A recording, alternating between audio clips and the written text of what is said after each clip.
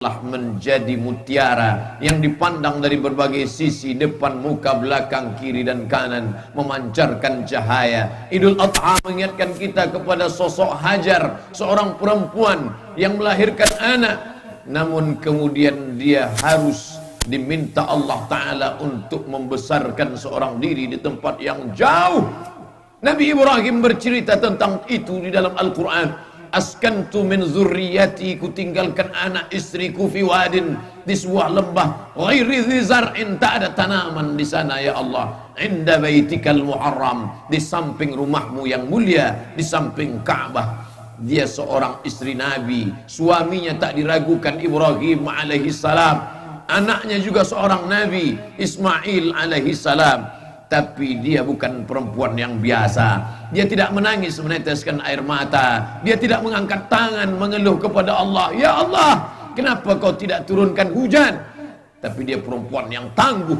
Dia naik ke atas bukit Safa untuk mencari air. Dia lihat sekeliling, tidak ada tampak tanda-tanda air. Safa tak membuatnya putus asa. Dia naik ke atas bukit Marwah.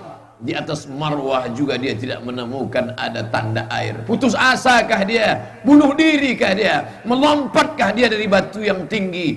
Apakah dia ambil batu besar memukul kepalanya? Tidak. Karena perempuan beriman tak pernah berputus asa. Dia turun. Dia dekati sosok anaknya yang masih menangis manja. Tapi ternyata Allah ingin mengajarkan kepada seluruh umat manusia yang hari ini bertakbir. Maka saat itu Hajar melihat air mata air memancar dari tumit tapak kaki anak kecil yang belum pandai berjalan. Allah ingin mengajarkan, hai Hajar, engkau berusaha naik ke Safa, engkau juga yang mencari air naik ke Marwah. Tapi kalau tidak, kataku, maka takkan terjadi. Tapi kalau aku berkehendak, innama amruhu idza arada syai'an ayyaqula lahu kun fayakun. Maka kun fayakun Allah itu terjadi. Air itu datang bukan dari tumit Hajar yang berjalan, bukan dari tumit yang sudah kuat dan kokoh menginjakkan kaki ke atas tanah, tapi air itu datang dari tumit anak kecil yang belum pandai berjalan. Cukup dia gesekkan saja ke atas pasir, memancarlah mata air. Air itu diminum oleh jutaan umat Islam dari berbagai penjuru negeri. Sampai hari ini orang berdoa sambil meneteskan air mata, Allahumma inni as'aluka ilman nafi'an, beri aku ilmu yang bermanfaat, wa rizqan wasi'an, beri aku rezeki yang lapang, wa shifaan min kulli da'in, kesembuhan dari berbagai macam penyakit, wa saqamin, dari berbagai macam prahara, birahmatika ya arhamar rahimin. Tapi tetaplah semua itu berkat rahmatmu, wahai engkau yang pengasih dan penyayang. Saudara-saudara kita hari ini sedang berada di Mina, menanti-nanti saat tawaf ifadah. Mereka akan melaksanakan tawaf di samping Ka'bah. Selesai itu mereka akan sa'i. Sa'i bukan selesai sekedar berjalan berlari-lari kecil. Sa'i bukan sekedar naik ke atas bukit Safa, tapi juga sa'i mengingatkan tentang perlunya usaha. Alhamdulillah, 39 ekor sapi dan seekor kambing itu semua adalah buah usaha. Makanya ketika pisau itu akan dilengketkan, dilekatkan ke leher sapi dan kambing, kita berkata, Allahumma minka, ini dari engkau, walaka, dan untuk engkau. Kita tak pernah berkata, hai fakir miskin, ini adalah gajiku, ini adalah titik puluh keringatku, ini adalah usahaku, pergi pagi pulang petang, peras keringat banting tulang. Bukan, saudaraku, kau langkahkan kaki dari rumah, bismillahi tawakkaltu ala Allah, la haula wa la quwata illa billah. Kau dapat bekerja dengan titel yang tinggi, kedudukan yang hebat, itu karena kuasa dari Allah. Tapi juga sesuai antara usaha dengan ikhtiar dan doa. Orang yang selalu saja berusaha tanpa merasa bahwa itu ada campur tangan Allah, maka dia akan menjadi Qarun. Sampai hari ini Qarun namanya tetap kekal abadi. Setiap ada orang di negeri ini yang menggali tanah, dia temukan periuk emas, dia akan katakan ini harta Qarun.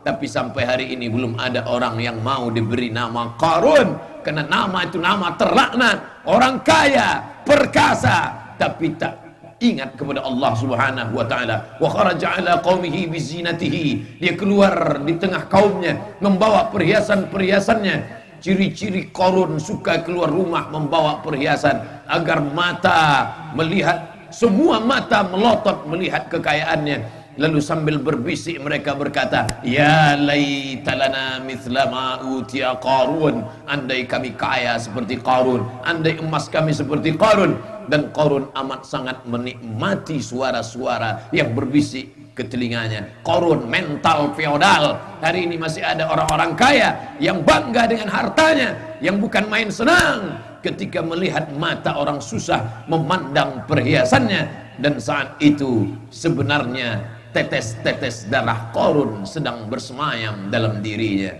Hari ini sifat-sifat kebinatangan itu disembelih, dipotong dengan mengatakan bismillah, dengan nama Allah, wallahu akbar, Allah yang maha besar. Hartaku belum ada apa-apanya, 39 ekor sapi itu belum ada apa-apanya dibandingkan pengorbanan seorang perempuan bernama Hajar, pengorbanan yang panjang seorang ibu. Allah tidak ingin kambing Hajar, Allah tidak minta sapi Hajar, Allah tidak minta unta milik Hajar. Yang diminta Allah adalah nyawa, detak jantung yang pernah bertahan di dalam perutnya, di dalam rahimnya, yang dia lahirkan dengan pengorbanan nyawa menjadi taruhannya. Tapi hari itu yang diminta Allah Subhanahu wa taala. La yu'minu ahadukum, kamu belum beriman, hatta akuna ahabba ilaih, sampai ia lebih cinta kepada aku, lebih cinta kepada Allah, lebih cinta kepada perintah Rasulullah, lebih cinta kepada sunnah Rasulullah, melebihi cinta kepada yang lain. Hari ini perempuan-perempuan sedang ditantang. Kalau kau masih cinta kepada anak, lebih cinta daripada kepada perintah Allah, kau belum sampai pada tingkat Hajar. Bila kau masih cinta kepada anak, belum sampai cinta melebihi cinta kepada sunnah Rasulullah, maka engkau belum ada apa-apanya dibandingkan perempuan. Lalu bagaimana dengan laki-laki yang katanya gagah dan perkasa, laki-laki yang hebat? Maka ada perempuan yang lebih hebat berada di balik laki-laki yang perkasa itu. Siapa dia? Ada seorang ibu bernama Umailah. Ibu itu kurang bernasib baik. Dia mempunyai seorang suami yang namanya diabadikan dalam Al-Quran, tapi bukan karena baiknya, bukan karena prestasinya, tapi karena jahatnya. Wa idh qala Ibrahimu li abihi Azar, ingatlah ketika Ibrahim berkata kepada ayahnya Azar, atattakhidhu asnaman alihah, mengapa engkau jadikan berhala-berhala sebagai Tuhan, wahai ayahku. Ayah yang keras hati itu bukannya mengikut Nabi, tapi dia malah berkata kasar, la illam tantahi, hai Ibrahim, kalau kau tidak berhenti menceramahi aku, mengajak aku, la arjumannaka, akan ku lempar engkau pakai batu sampai mati. Wahjurni maliya, tinggalkan aku dari tempat ini untuk waktu yang amat sangat lama, sampai mati pun kita tak bertemu, tidak apa-apa Ibrahim. Marahkah Ibrahim? Tidak. Apa jawab Ibrahim? Salamun alaika, keselamatan untukmu hai ayahku. Sa'astaghfirulaka rabbi, aku tetap akan mintakan ampun kepada Allah Tuhanku. Innahu kana bi hafiyya, karena Allah sangat dekat dengan aku dan dia pasti mengabulkan doa-doaku. Begitulah Ibrahim alaihissalam, dari bibit yang buruk tapi disemai di tanah yang baik. Maka tanah yang subur akan menumbuhkan tanaman, dipandang dari jauh menyejukkan mata, dicium harum semerbak menenangkan hidung. Dan saat itu lahirlah seorang anak bernama Ibrahim alaihissalam. Ibrahim yang soleh itu menikah dengan perempuan yang juga salihah bernama Hajar. Lahirlah seorang anak bernama Ismail alaihissalam. Umur Ibrahim dalam untayan doanya dihafal oleh seluruh umat Islam. Semua kita mengucapkan doa itu, Rabbi habli minas salihin, Rabbi habli minas salihin. Dia tidak minta anak yang kaya, dia tak katakan berikan aku anak yang kaya, dia tidak katakan berikan aku anak penguasa, tapi dia katakan Rabbi habli minas salihin. Kapan? Bila Ibrahim mendoa. Ibrahim alaihissalam memanjatkan doa itu selama 86 tahun. Begitu disebutkan Imam Abul Fida Ismail Ibnu Katsir dalam tafsir Al-Quranil Azim. Setelah 86 tahun umur Ibrahim, barulah lahir Ismail alaihissalam. Falamma balagha ma'ahu sa'ya, ketika sudah sampai masanya anak itu dewasa, cukup untuk menerima apa yang diperintahkan Allah kepada ayahnya, maka sang ayah pun berkata, ya bunayya. Dia tidak panggil dengan kata-kata kasar, hai Ismail. Bukan itu yang didengarkan anak. Hai anakku ya ibni. Bukan itu yang menyentuh hatinya, tapi dia pakai kata kelembutan, ya bunayya. Walaupun dulu ayahnya keras, tapi dia tidak balaskan itu pada anaknya. Dia berkata lembut, ya bunayya, wahai anakku, inni ara fil manam, aku lihat dalam mimpiku, anni azbahuka, aku menyembelih lehermu. Fanzur madza tara, apa pendapatmu wahai anakku? Jawaban anak di luar dugaan, ya abati. Dia katakan ya abi, wahai ayah. Dia tidak katakan ya Ibrahim, tapi dia katakan ya abati, wahai ayahanda. If'al ma tu'mar, laksanakan apa yang diperintahkan Allah. Satajiduni insyaallah minas sabirin. Insyaallah kau akan dapati aku termasuk orang-orang yang sabar menerima perintah Allah subhanahu wa ta'ala. Allahu akbar, Allahu akbar, Allahu akbar, la ilaha illallah, Allahu akbar, Allahu akbar, walillahil hamd. Allah tidak minta nyawa Ibrahim, Allah tidak minta unta Ibrahim, karena Allah sudah tahu nyawamu pasti kau berikan untukku Ibrahim. Tapi ada nyawa yang kau tunggu 86 tahun lamanya. Hari ini itu yang ku minta darimu.